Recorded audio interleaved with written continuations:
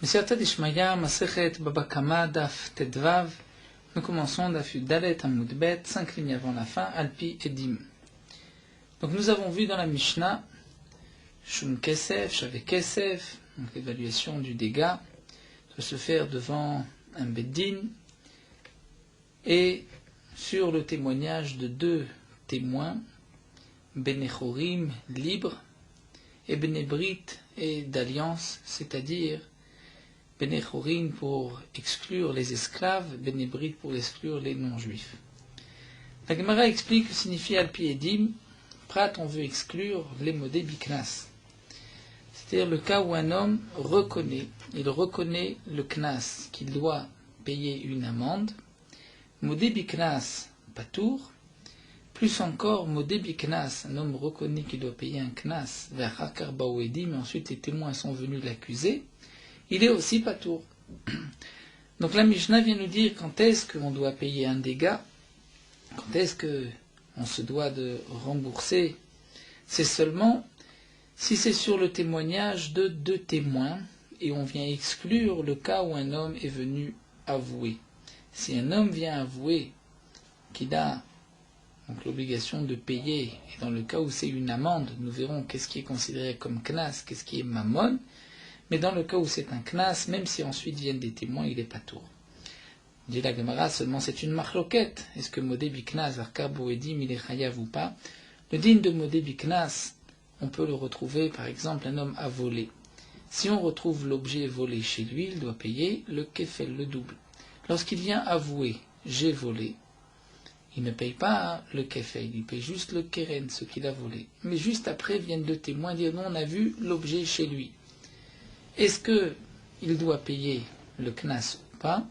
Le kefel, c'est une marloquette. Donc d'expliquer notre Mishnah et de dire que si les modé biknas, ensuite les témoins sont venus, il est patour, ça c'est valable, anicha les mandama modé biknas varkarbo edim, qu'il est effectivement patour. Elle a les mandama, mais d'après celui qui dit que modé biknas varkarbo edim, il est chayav. Donc on ne peut pas expliquer la Mishnah ainsi, puisque de toute manière il doit payer. Donc ce n'est pas seulement alpi edim qu'on paye le dégât, qu'on paye dans le cas d'un nezek, c'est aussi alpi atzmo, donc maïka lemema. Alors la Gemara répond sefaït tzrechele. En vérité, c'est vrai que même si un homme vient reconnaître qu'il doit payer un knas, on va le faire payer. Alors pourquoi la Mishnah nous dit alpi edim? C'est que la Mishnah ne veut pas nous enseigner juste alpi edim, elle vient nous dire si c'est par le témoignage de témoins, il faut des témoins juifs et des témoins qui ne sont pas des esclaves. C'est-à-dire la suite de dire Benechorim ou Benebrit. Les témoins doivent être Benechorim, Benebrit. C'est-à-dire Benechorim, les Maoté Avadim, les hommes libres pour exclure l'esclave, Benebrit, d'alliance, les Maoté Ovde Kochavim pour exclure les non-juifs. Un non-juif ne peut pas témoigner, un esclave ne peut pas témoigner. Vetzrichai, nous avons besoin de nous dire que et le non-juif et l'esclave ne peuvent pas témoigner. Si on nous avait enseigné que l'esclave ne peut pas témoigner, j'aurais pu dire Mishum den lo yachas, parce que le Eved n'a pas de yachas, n'a pas de yichus, c'est-à-dire de lignée.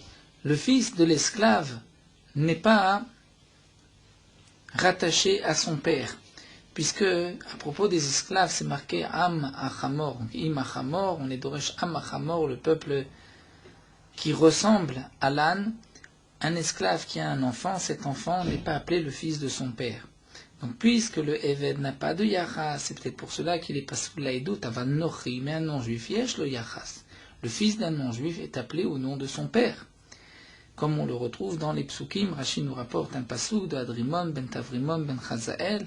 Donc, on voit que même chez les non-juifs, l'enfant est le fils de son père. Donc, peut-être que là, Malo, peut-être qu'il ne va pas être pas sous l'Aïdout, il peut témoigner, Kamashmalan que non. Oui, Hashminan Nochi, ici nous avait enseigné le non-juif que lui ne peut pas témoigner. J'aurais pu dire, Mishum Delo Shaer Be Mitzvot, le non-juif n'a pas de mitzvot. Alors que Eved et Shaer Be Mitzvot, l'esclave, a quand même des mitzvot, puisqu'il doit respecter les mitzvot comme une femme, c'est-à-dire tout mitzvah, tout commandement négatif et tout commandement positif qui ne dépend pas du temps. Donc, Emmalo, peut-être qu'on aurait pu dire que non. C'est-à-dire que l'esclave, lui, peut témoigner, il n'est pas exclu. Donc, tsricha, on a besoin donc de notre Mishnah pour nous dire qu'un témoin, c'est un témoin qui est juif et qui n'est pas esclave. Vanashim birtan nezek, nous avons que les femmes font partie du nezek. La Gemara va expliquer Menan Emile d'où est-ce qu'on sait. Amar Rabuda, Amarav, Rabuda nous rapporte au nom de Rav, Chen Tanit Rabbi Ishmael. De même, nous avons une braïta au nom de Bet Midrash de Rabbi Ishmael. Nous allons voir les chiyuvim des hommes et des femmes. Amar Kra, la Torah a dit Ish o Isha ki yasu mikol chatot adam. À propos d'un korban, la Torah nous dit un homme ou une femme qui ont fauté devront apporter un korban. Et là, la Torah précise Ish o Isha. De là, on va apprendre Ishva, Katuv, Isha, les Ish, les Kol Onshim Sheba Torah. Par rapport à toutes les punitions de la Torah, la femme a le même statut que l'homme. Dire bien que dans la paracha, on peut retrouver une fois une paracha qui est marquée au masculin. Donc on pourrait dire ça ne concerne que les hommes. Non. De ce pasuk Ish o Isha, on apprend que même lorsque la Torah s'adresse à l'homme, bien sous une forme au masculin, c'est en vérité aussi au féminin. L'homme et la femme ont les mêmes dinim. Lorsque l'homme, pour une avéra, doit porter un korban, la femme aussi doit porter le korban si elle a fauté. Debe Rabbi Elazar Tana, nous avons une autre braïta de Rabbi Elazar qui nous dit Vela mishpatim asher tasim lifnehem. À propos des mishpatim, des lois, voici les lois asher tasim lifnehem que tu mettras, que tu étendras lifnehem devant eux. Ishva katuv ishale ish lechot nim sheba Torah.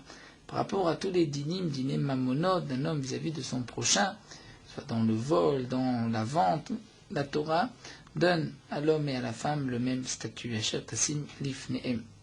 Troisième dracha, de Bechaskia, Bet Midrash de Chizkiah, Rabbi Yosef Litana enseigné, Amarkra, la Torah dit, Vimit Ish o Isha, un taureau qui est encore né et qui a tué un homme ou une femme. La Torah dit, donc à partir de la troisième fois, il devient mouad, la quatrième fois, même le propriétaire devra donc être condamné à mort, il devra payer le kofer pour se racheter, pour racheter sa vie. Et la Torah dit, si le taureau a encore né un homme ou une femme. Donc, Ishva, Katuv, Isha, les Ish, les Kol Mitot Sheba Torah. De là, on apprend que lorsque la Torah dit l'homme a été tué, c'est aussi si la femme a été tuée. Donc, nous avons en vérité 3 psukim, où à chaque fois la Torah nous dit que l'homme et la femme ont le même din. Nous allons voir que c'est sur 3 points différents et que nous avons besoin de ces 3 drachot, comme l'explique l'Agma Vetzricha. Si nous avions enseigné le premier din concerne le korban, un homme ou une femme qui ont fauté. Et on nous dit que la femme a le même statut que l'homme. Dit la Gemara, j'aurais pu dire, Hatam là-bas, la Torah a eu pitié de la femme, qui afin qu'elle puisse avoir une kapara, qu'elle puisse être pardonnée. Donc la Torah dit, l'homme comme la femme comme l'homme, vont apporter un korban. Aval dinim, mais à propos des dinim, des mishpatim, des lois de commerce, de vol, vis-à-vis de l'un, de kinyanim, l'un vis-à-vis de l'autre, peut-être que ces lois ne s'appliquent que pour les hommes. D'ailleurs, Ish, un homme des bar massa ou matan, c'est un homme qui, lui, va s'occuper de transactions de vente, d'achat in, lui est concerné par les mishpatim de la Torah. Peut-être que Isha, une femme lo, que la Torah ne s'adresse pas à la femme. Donc j'ai besoin du pasuk Asher Tasim Lifnem pour me dire que même la femme est concernée par tous ces dinim. La Gemara continue, Viash Moinan Dinim, si nous avions enseigné le din de dinim, j'aurais pu dire Kirid et Tevelechiyuta. C'est logique de dire que la Torah enseigne les mishpatim et à l'homme et à la femme, parce que la femme doit aussi pouvoir vivre. C'est-à-dire dans le cas où c'est elle qui s'occupe d'un commerce, de transactions, elle a besoin aussi de vivre. Et si on ne lui donne pas les mêmes dinim, même mishpatim, les gens vont s'éloigner de cette femme, ne vont pas traiter d'affaires avec elle. Donc la Torah donne à l'homme et à la femme le même statut. Aval kapara, mais à propos de la kapara, c'est-à-dire de la kapara du korban, peut-être que ish de bar mitzvahim, peut-être que le korban ne s'adresse qu'à un homme qui lui a plus de mitzvot que la femme, puisqu'il a tous les commandements positifs. Mais Isha, la femme de la bat mitzvah, qui n'a pas tous ces commandements, puisque les commandements qui dépendent du temps, les commandements positifs qui dépendent du temps, mitzvah tzatzeh, shazman, karma, les femmes en sont dispensées. Donc là, j'aurais pu croire que non, que la femme donc n'a pas besoin d'apporter un korban lorsqu'elle transgresse. Kamashmala, donc de ces 2 psukim, que l'homme et la femme ont le même din. Donc à propos d'un korban, un homme ou une femme ont fauté, l'homme et la femme vont apporter un korban. Tous les dinim mishpatim s'appliquent à l'homme comme à la femme. Et j'ai besoin du 3e pasuk à propos du kofer. Un taureau a encore né pour la 4e fois un homme ou une femme, il devra payer le propriétaire le kofer.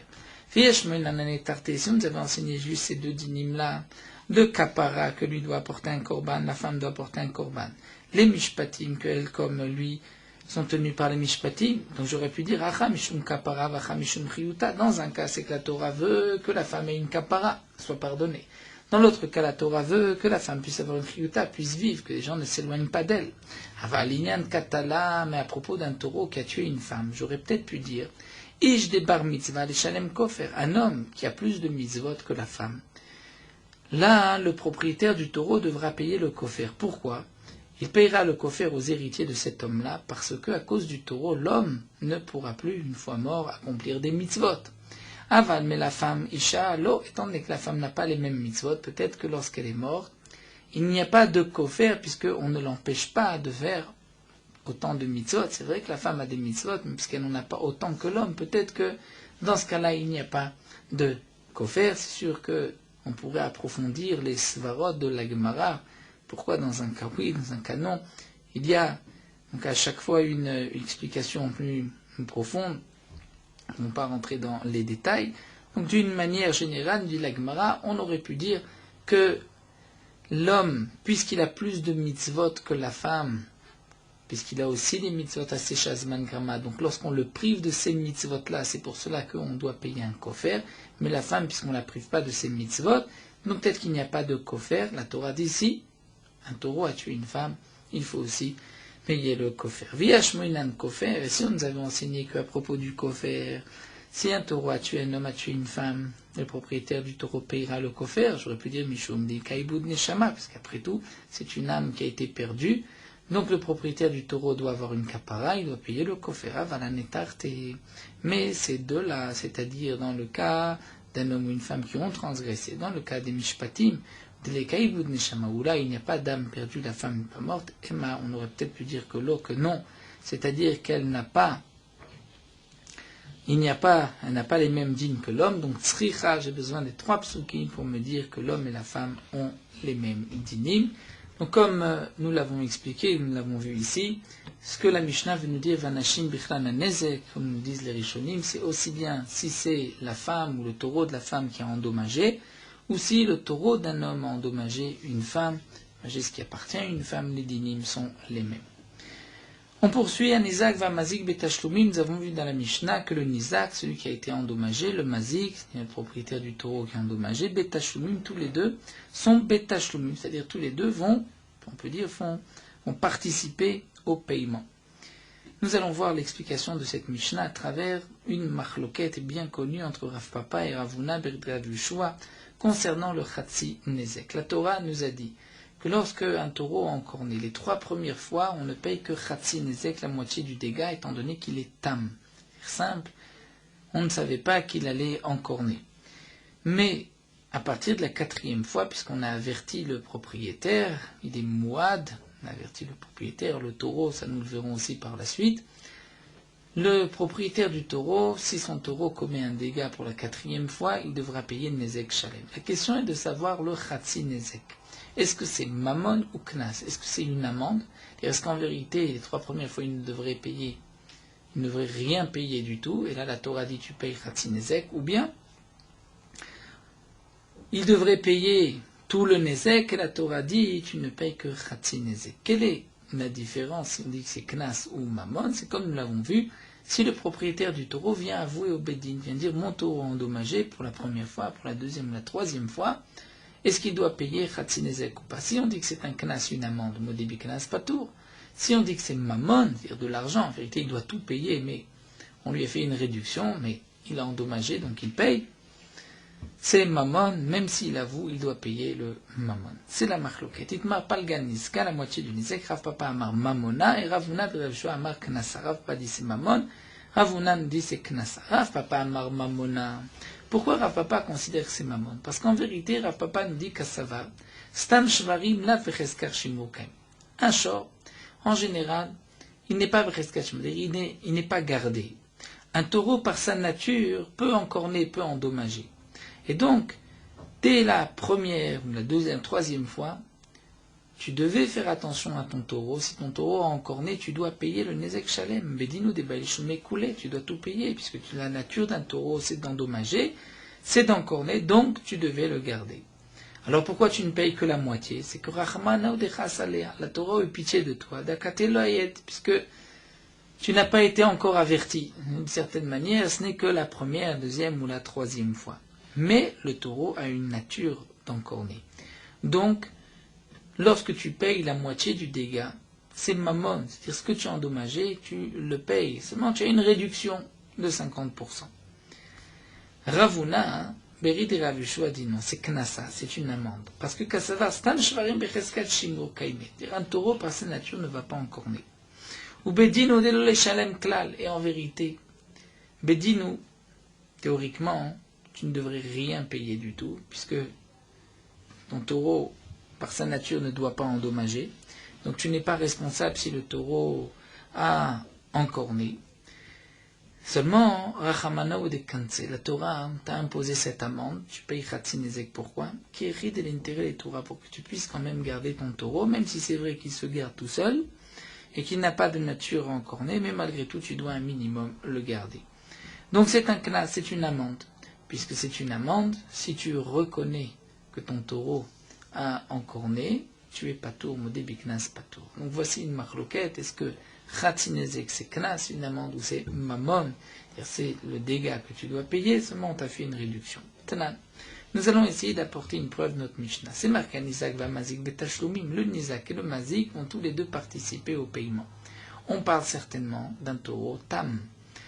Et on doit payer Khatzinezek. Qui est-ce qui va essuyer l'autre partie du dégât? C'est le Nizak, celui qui a été endommagé. Donc l'un va payer 50% et l'autre va perdre 50%.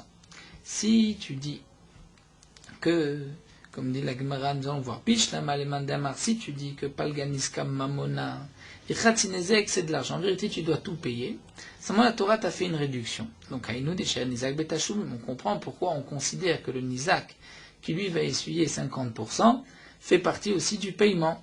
Pourquoi? Puisque normalement toi tu aurais dû payer la totalité, tu ne payes que 50%, donc c'est comme si le Nizak paye pour toi encore 50%. Et là, les Madama Palganizga Knasa, mais d'après celui qui pense que Khatzinezek c'est un Knas, une amende. Donc en vérité, toi tu ne dois rien payer du tout. Ce que tu as payé, c'est en soi une amende. Si ça c'est une amende, tu ne peux pas dire que le Nizak lui aussi participe. Parce que le Nizak, en vérité, tu ne devais rien payer. Donc ce que tu as reçu, c'est une amende, un cadeau pour lui. Donc Ashta de l'Avdide Shakil, c'est-à-dire ce qui ne lui revient pas théoriquement, il le prend quand même. Betashlomi Mita, tu peux dire que les autres 50%, c'est lui qui les paye. On ne peut pas dire que lui paye le reste. Ça ne s'appelle pas que lui est perdu de ce qu'il aurait dû recevoir. Lorsqu'on dit Betashlomi fait partie du paiement, c'est-à-dire que le Nizak aurait dû recevoir, il ne reçoit pas. Donc il essuie une perte.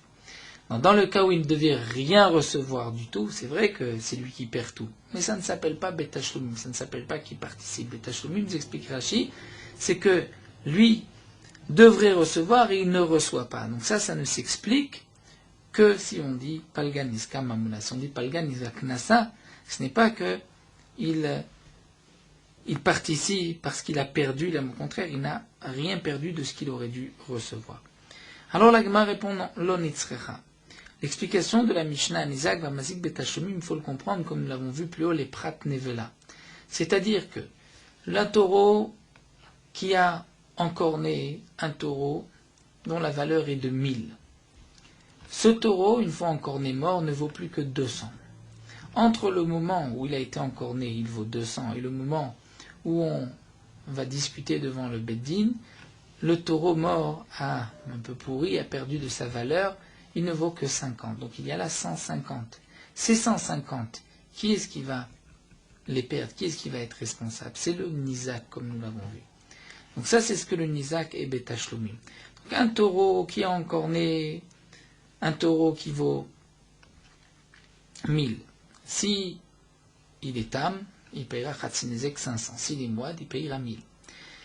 Si la Nevela, au début, valait 200, aujourd'hui elle ne vaut que 50, le Mazik, peut-être le taureau qui est encorné, ne payera que la différence entre 200 et 500.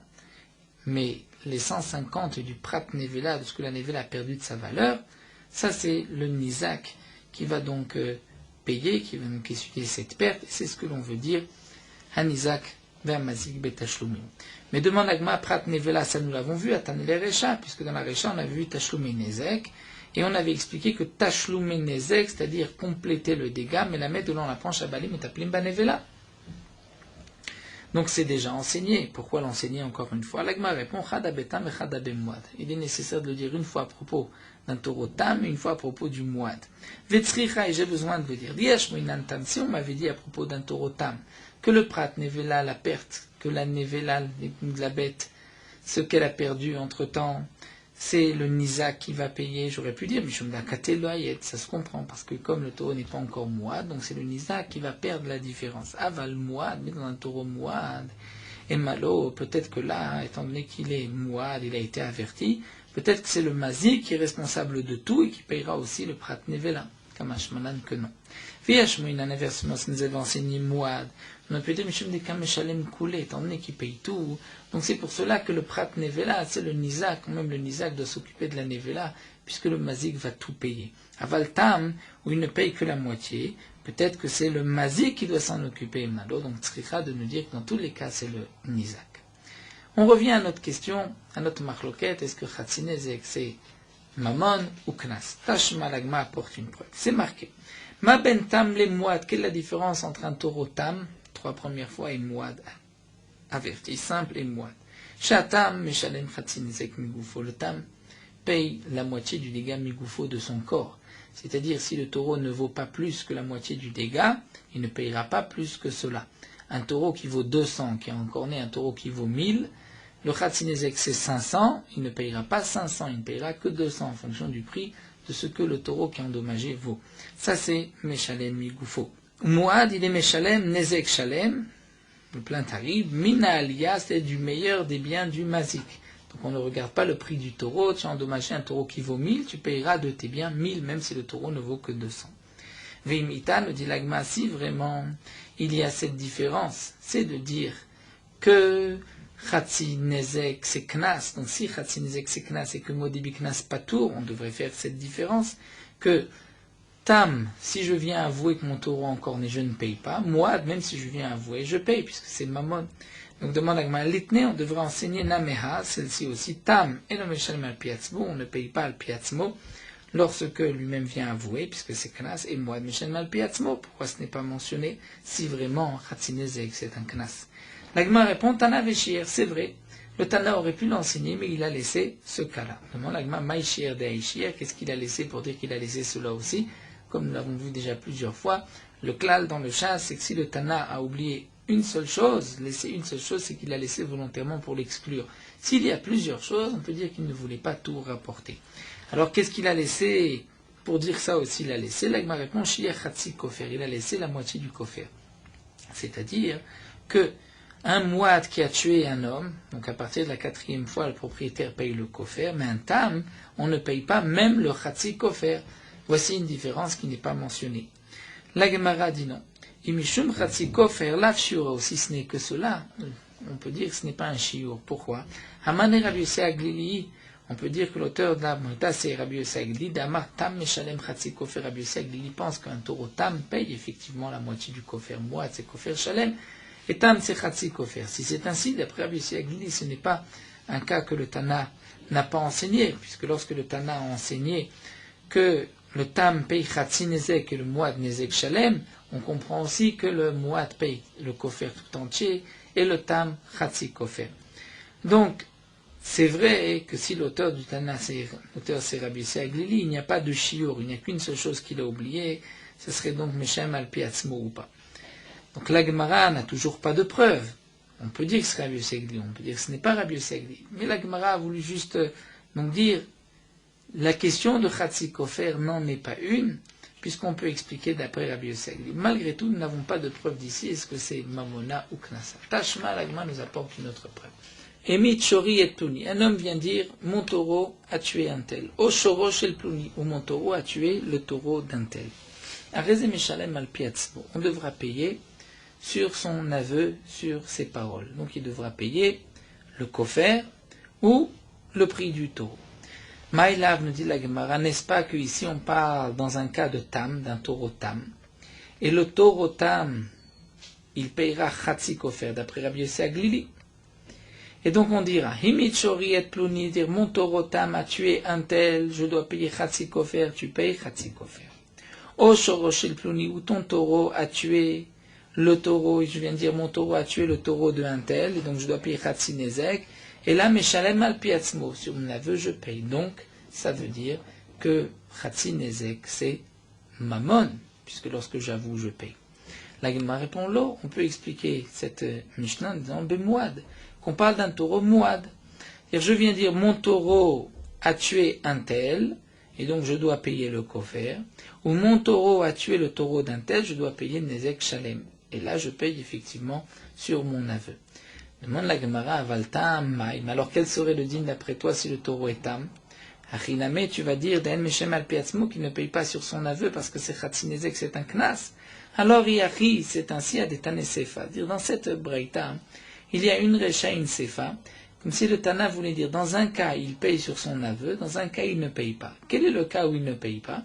C'est quand le Tana dit Hibit Shori et Avdo Shel Pluni, un homme vient dire mon taureau a tué l'esclave d'un tel.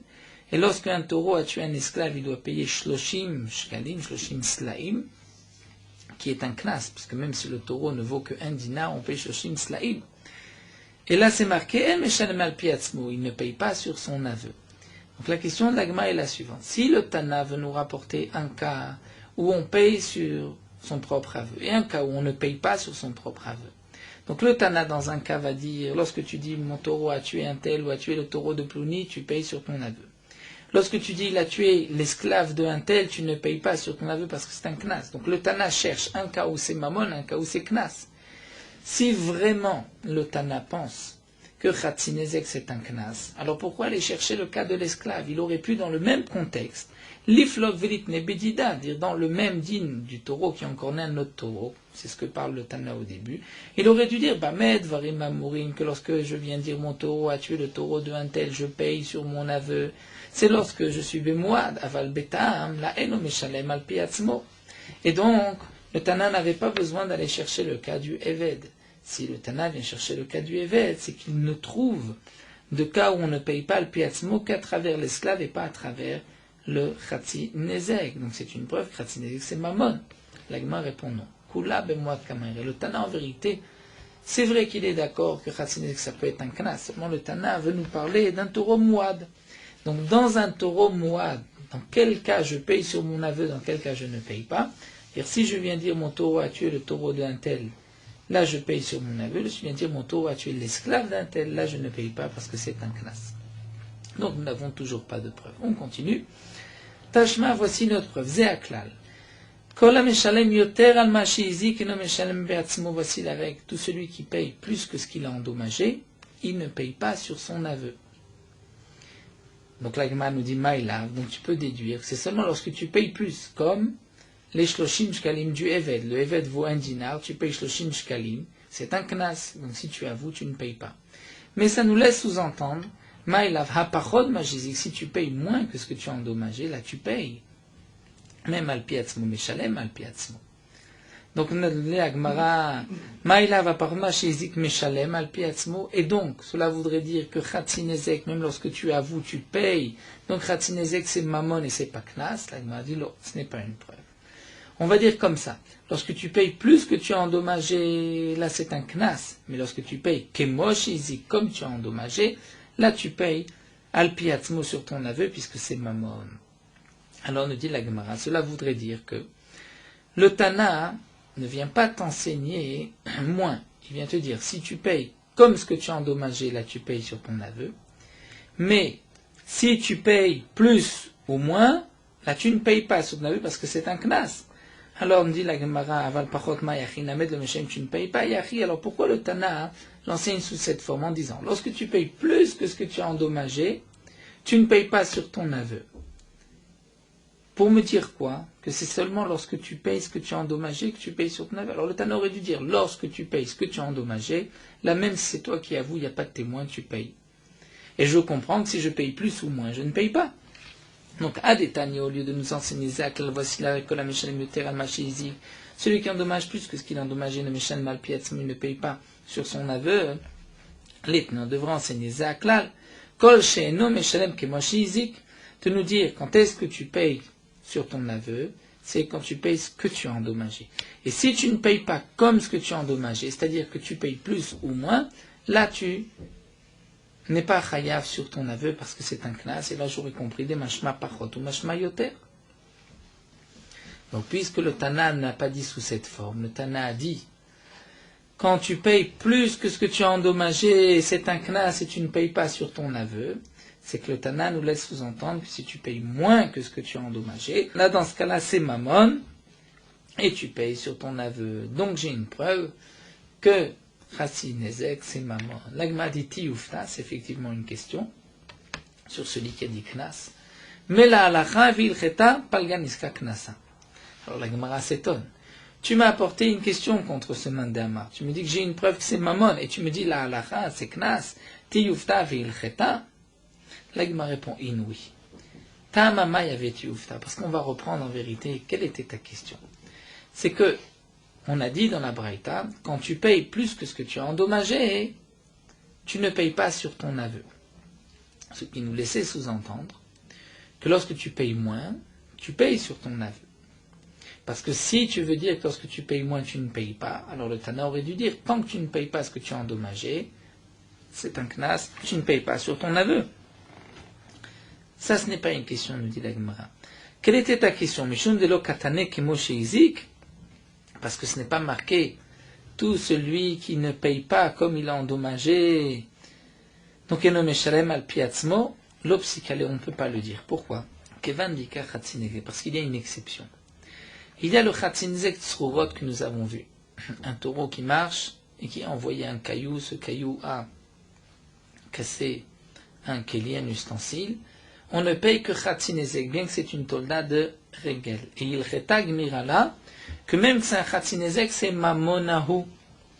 Pourtant, tu ne payes pas ce que tu as endommagé.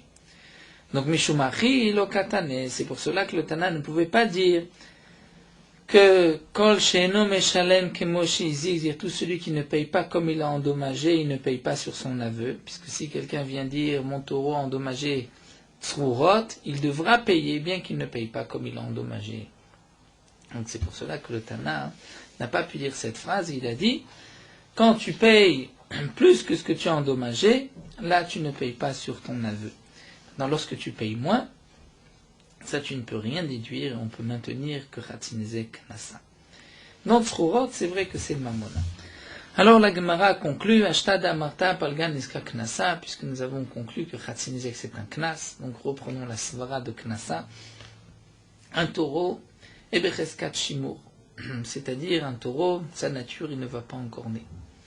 Je n'étais pas censé savoir qu'il allait encorner, même si il a encorné, je ne l'ai pas gardé, je ne suis pas responsable du dégât. Seulement la Torah m'a imposé une amende afin que je fasse quand même un peu plus attention que la normale. Puisque c'est une amende un knas, si on vient avouer mon taureau a endommagé Khatzinezek, il est âme, il a endommagé, on ne payera pas le Khatzinezek.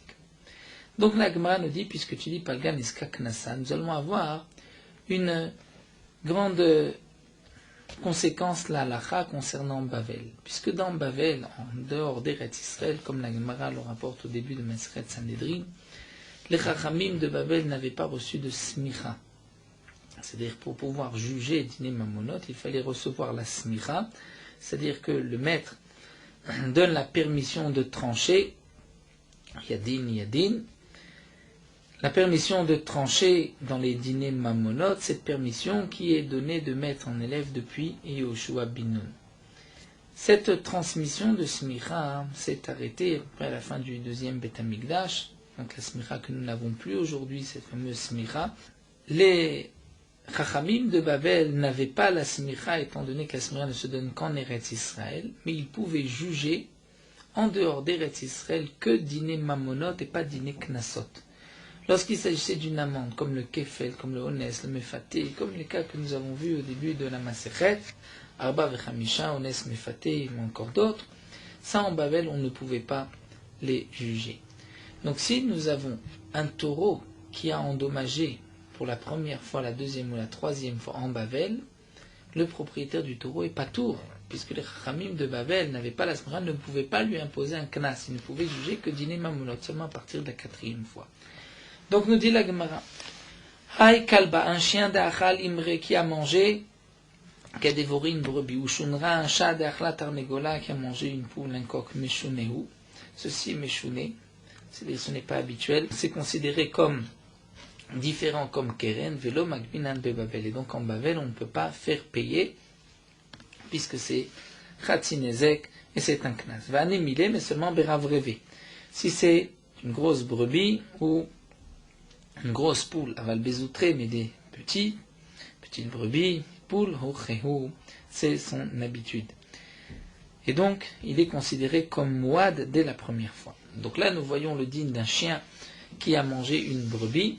Donc le chien qui dévore une brebis, c'est Kavanato Leazik, puisque ce n'est pas habituel, donc c'est Keren. Si c'est Keren, les 3 premières fois, c'est Khatzinezek, ça ne peut pas se juger en Bavel. Veitafas, si le propriétaire de la brebis a fait une saisie sur le propriétaire du chien, l'homme afkinalminé, on ne pourra pas sortir des mains de celui qui a fait cette saisie, puisque d'une certaine manière il lui doit de l'argent, mais on ne peut pas l'imposer en Bavel. Veiyamar, et si, dans le cas où il n'a pas fait de saisie, mais le propriétaire du chien dit Kavou les imna, fixez-moi un moment d'Azlina l'Arad et Israël, je veux aller en Eretz Israël, je veux être jugé, je veux l'attaquer en justice en Eretz Israël afin qu'on puisse juger Dine Knasot, Kavin Nane, on lui fixe un moment. Vilo Azil, et si le propriétaire du chien ou du chat ne veut pas aller, mais Shamtin Nane, on va l'excommunier. Ou Benkar, mais de toutes les manières, dans tous les cas, qu'il monte en Eretz Israël ou pas, c'est vrai qu'en Bavel, on ne peut pas juger Dine Knasot, mais malgré tout, Meshamtin Nanle, on va l'excommunier, jusqu'au moment où il va enlever le Nézek, il va tuer le chien, tuer le chat, comme l'enseigne ici Rabbi Nathan d'Etania. Rabbi Nathan Omer Minaim, Shelegdal Adam Kelevra Betorbeto, d'où est-ce qu'on sait qu'un homme n'a pas le droit d'élever un mauvais chien dans sa maison. Vali Amitsulam Roi Betorbeto, où on ne peut pas mettre une échelle branlante dans sa maison, puisqu'un homme risque de tomber. Tamud Lomar, Lotassim Damim Betecha, tu ne mettras pas de sang dans ta maison. C'est-à-dire, c'est à cause de toi. Un homme risque de monter sur l'échelle, de tomber, donc tu n'as pas le droit de laisser une telle échelle. Si un chien méchant se trouve chez toi, tu l'élèves. Là aussi, c'est Damim Betecha, puisqu'il peut attaquer un homme, l'endommager, mais aussi, comme la Gemara le porte ailleurs, il peut donc faire une fausse couche à une femme par ses aboiements, par la peur du chien. Et donc, nous avons l'obligation, comme dit Rabbi Nathan ici, d'enlever le Nézek.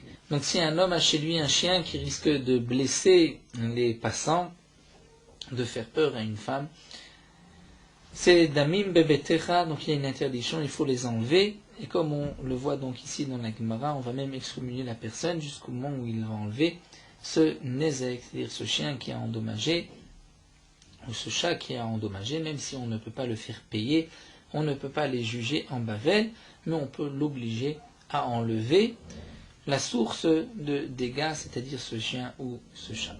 Alors nous allons nous arrêter ici à la Mishnah Chamishat Tamim. Nous poursuivons Merot Alachad Aftet Vav. Toute personne qui voudra construire proche du domaine public doit faire attention de ne pas préparer son ciment, laisser son matériel dans le domaine public pendant une longue période. Il faudra apporter le minimum qu'on a besoin pour la construction d'aujourd'hui, qui suit, et construire immédiatement afin de ne pas gêner le domaine public. De même, il faudra faire attention d'enlever tous les restes de la construction, soit des gravats, des morceaux de pierre, de carrelage, pour ne pas empêcher le passage. Il est interdit de laisser tremper, par exemple de la chaux ou du ciment dans le domaine public. À long terme, nous avons juste le droit de fabriquer du ciment immédiatement pour construire, là dans ce cas-là c'est permis. Bien que nous avons vu qu'un homme n'a pas le droit de construire un trou dans le domaine public à 4 farim proche du domaine public, mais lorsqu'un homme veut construire dans son domaine, et que pour cela il est obligé de préparer des fondations à la construction de base des Yesodot, à ce moment-là il a le droit de construire des fondations même à 4 farim du domaine public, et il a le droit donc de creuser pour pouvoir, jusqu'au dernier millimètre de son domaine, pour pouvoir ensuite construire des fondations.